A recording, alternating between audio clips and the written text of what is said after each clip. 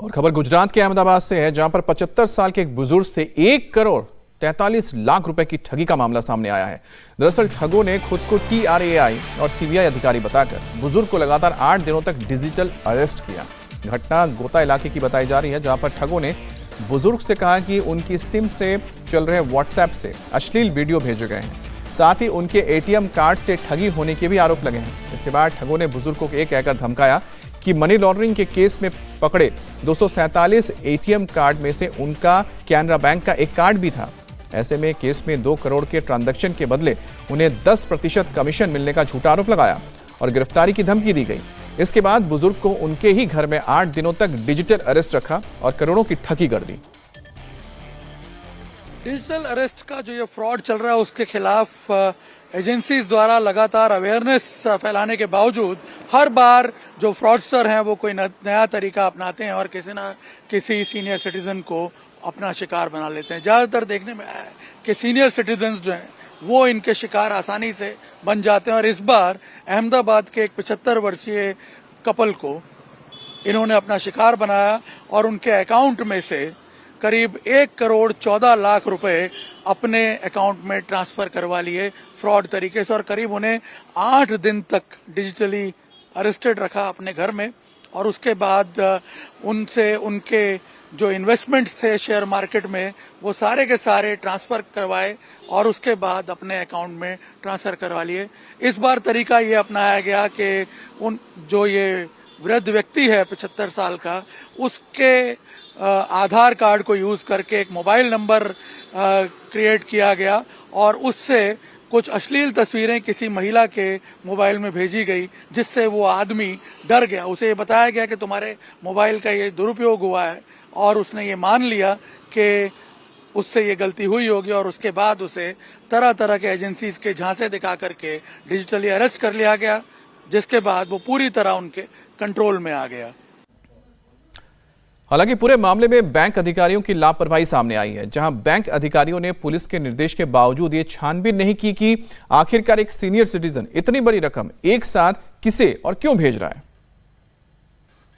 Digital fraud का शिकार अहमदाबाद के इस वृद्ध कपल के साथ सबसे बड़ी ट्रेजेडी ये हुई कि जब ये बैंक में पैसे ट्रांसफर करने पहुंचे और वो भी 1 करोड़ से ज्यादा की अमाउंट एक साथ RTGS करने पहुंचे, तब भी इन्हें बैंक वालों की तरफ से सूचित नहीं किया गया, ना ही इनसे किसी प्रकार की कोई क्वेश्चनिंग की गई।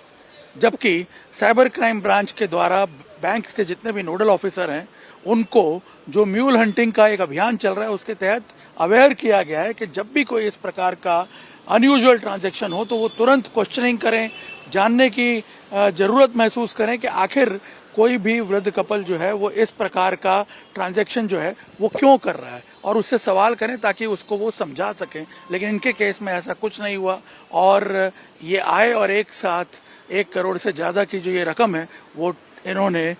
जो फ्रॉडस्टर है उसके अकाउंट में ट्रांसफर कर दी। और इस वजह से एक जो आखिरी उम्मीद थी कि बैंक में आकर के भी ये बच सकते थे, 8 दिन तक ये डिजिटली अरेस्टेड रहे और जो फ्रॉडस्टर था उसकी बातों में इस तरह से आ गए कि जो कुछ वो उनसे कहता रहा ये उसे मानते गए।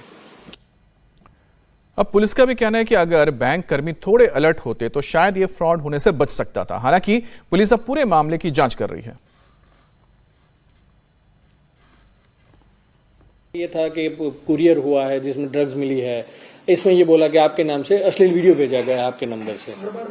नया मतलब कुछ जो स्क्रिप्ट में माइनर चेंजेस करते हैं, लेकिन उसके बाद जो हो रहा है वो सिमिलरली पैटर्न हो रही है। दूसरा एक इस केस में जो नया हुआ है, क्योंकि हमने बैंकों को भी बताया है अभी सब नोडल को कि अगर कोई सीनियर सिटीजन एक बड़ा ट्रांजेक्शन RTGS करना आ रहा है तो उनको आप स्क्रूटिनाइज कीजिए, अगर उस केस में आप साइबर क्राइम की टीम को भी संपर्क कीजिए। ऐसे एक इनिशिएटिव से पिछले थोड़े टाइम में हमने 7 से ज्यादा केसेस में 4.5 करोड़ की रकम बचाई है और जो डिजिटल अरेस्ट के केसेस है उनको जो रकम ट्रांसफर करे उससे पहले स्टॉप किया गया था। तो ये भी जो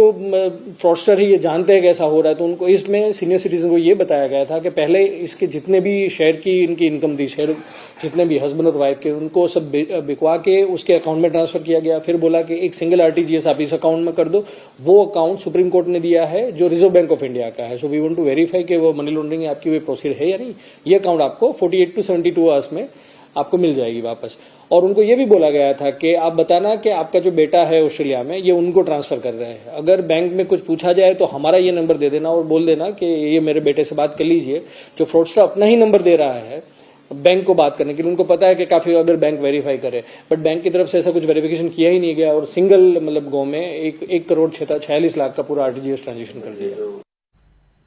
तो जो पुलिस वाले बता रहे थे उसका ध्यान रखना बहुत जरूरी है, क्योंकि ऐसे फ्रॉड से बचने के लिए आपका सचेत रहना ही सबसे बड़ा हथियार है।